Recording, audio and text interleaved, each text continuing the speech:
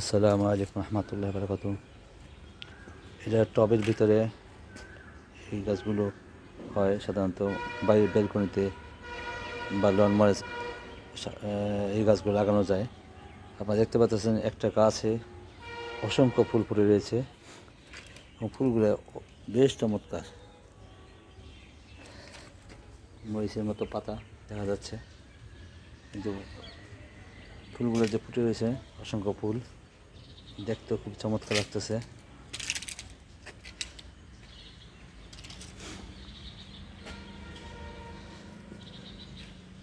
আশা করি আপনারা এই ফুল গাছটা লাগালে বেলকনি বলেন, ছাদ বলেন,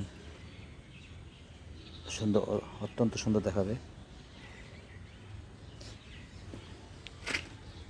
এবং এই ফুলগুলো অনেক দিন থাকে।